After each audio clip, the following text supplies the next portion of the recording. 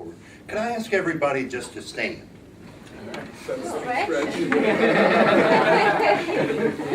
supposed to do the wave too. Now you can sit down, and I'll answer the question why I ask you to stand. I wanted to get your attention. Well, my topic is how do you select someone to create your business plan. Taking an overview, you want to select someone who can persuade you to take the exercise seriously.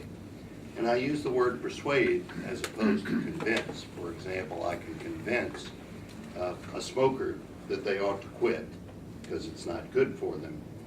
And they'll light up a cigarette and talk with me about how terrible it is for them to smoke.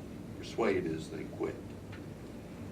That we know statistically that 85% of all the businesses created this year will be out of business in 10 years.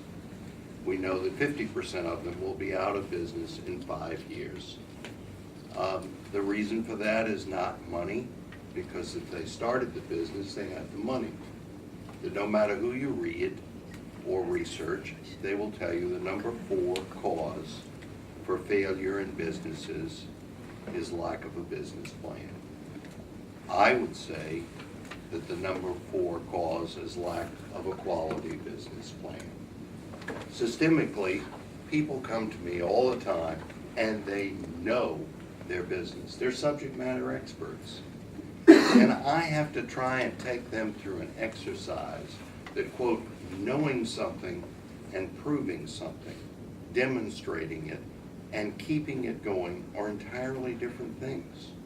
It often reminds me of the teacher in the 3rd grade, the last day of school, who was going to prove to her kids just how smart she was. Tradition in this school was the last day of class, every kid would bring the teacher a gift.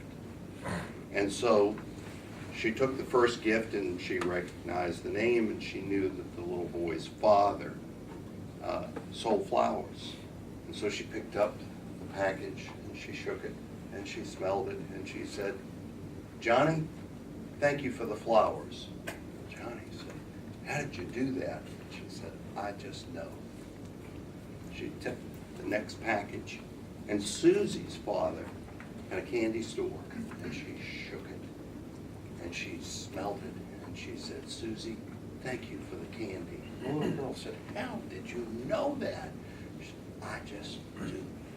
She picked the 3rd package up, and this boy's father was in the liquor business, and she shook it, and before she could smell it, there was something wet, and she touched it, and she tasted it and said, "It's wine."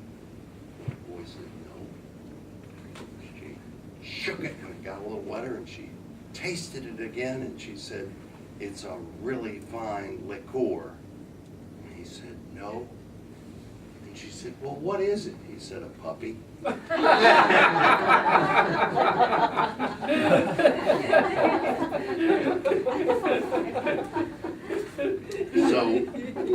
I always talk about a damn good business plan.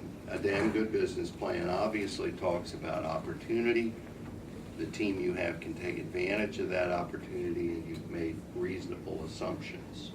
But the point is not what I believe, but what you believe. That you believe the business plan is a serious instrument for your success if done well, and that you are willing to work hard at it. Meet people, and if they persuade you that that's the way to go, that's the person to hire. I thank you for your time. Mine is up.